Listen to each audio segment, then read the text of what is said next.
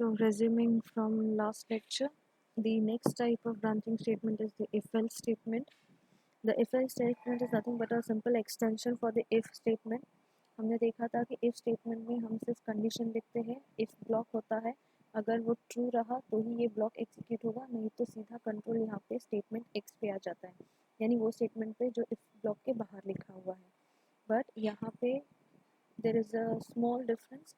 if में हम condition test करते हैं कि अगर ये condition true है तो ये true block execute होगा, if not तो ये false block execute होगा, और बाद में ये statement x.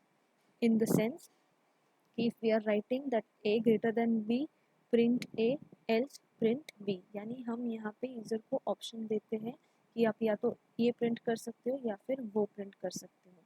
पहले वाले if में कैसा था, if I want to print only if I want to know that a is greater than b or not, तो कंडीशन मेरा ये था कि अगर a greater than b है तो ही मुझे प्रिंट करना है, अदरवाइज मुझे प्रिंट नहीं करना है, तो मैं सिर्फ if स्टेटमेंट यूज़ करूँगी. लेकिन अगर अभी ऐसा है कि मुझे a या b कोई भी ग्रेटर हो, मुझे सिर्फ ग्रेटर नंबर डिस्प्ले करने से मतलब है, so in that case what I will do, I will write here if a greater than b. अगर वो कंडीशन ट्रू है तो प्रिंट a, अगर वो कंडीशन फॉल्स है तो print b, and then statement x.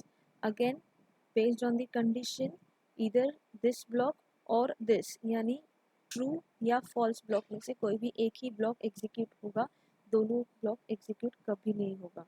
अगर ये condition true होता है तो ये if block execute होगा, अगर यहाँ का condition false होता है तो ये else वाला block execute होगा. ये if वाले block अगर true है and ये block execute होता है तो इसके बाद else block skip हो जाएगा और सीधा statement x पे आएगा.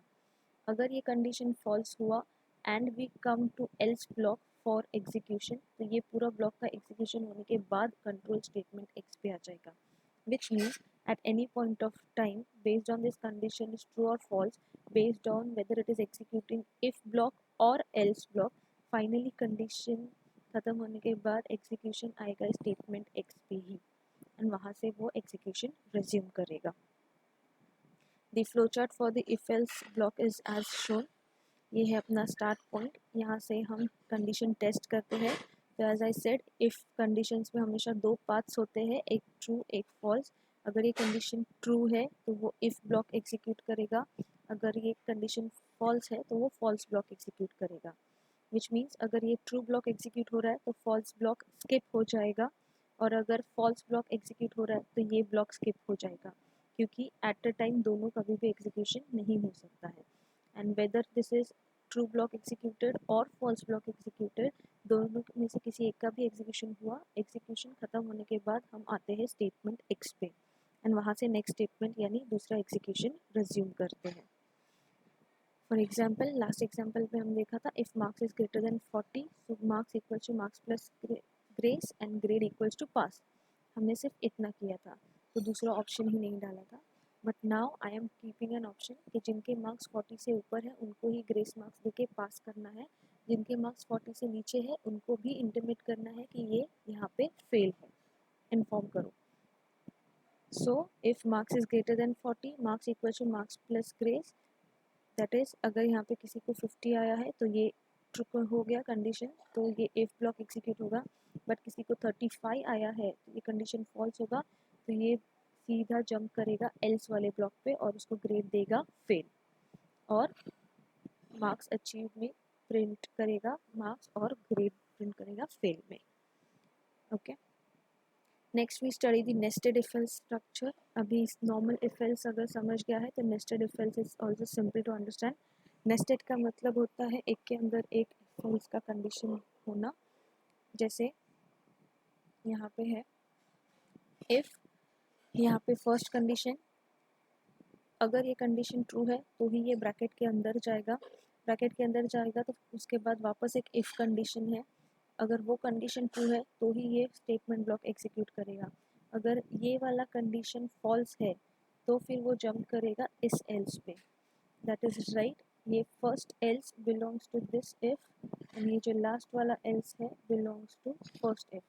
तो इफ एल्स नेस्टेड होता है तभी ऐसा ही है कि जो इनर इफ होता है तो सबसे पहला else will be of that inner if, and सबसे लास्ट वाला जो एल्स रहेगा वो सबसे पहले वाले इफ कंडीशन का रहेगा.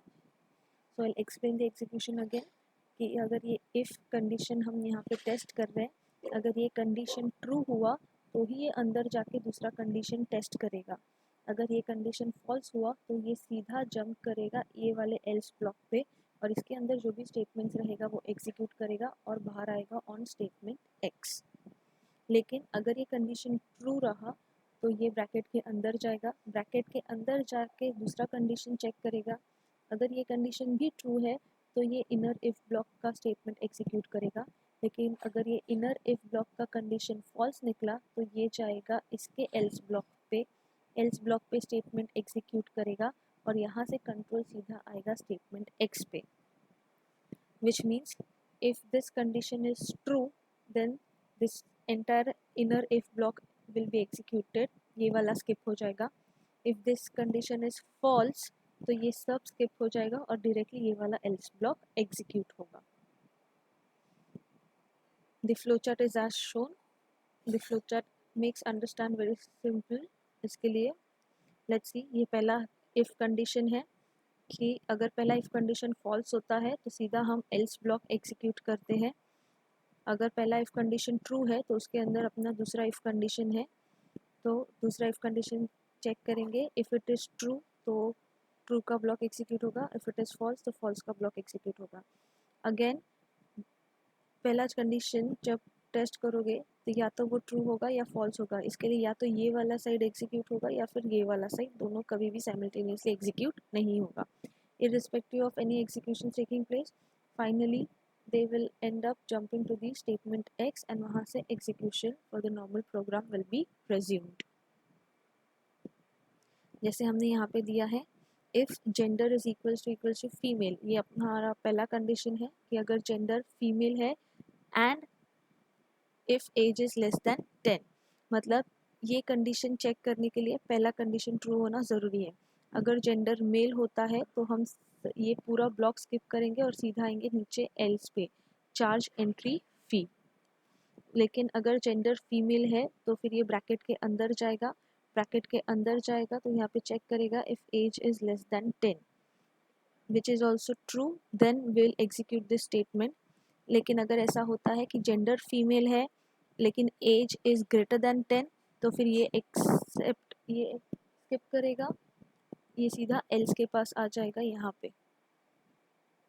So this is how the nested if else work.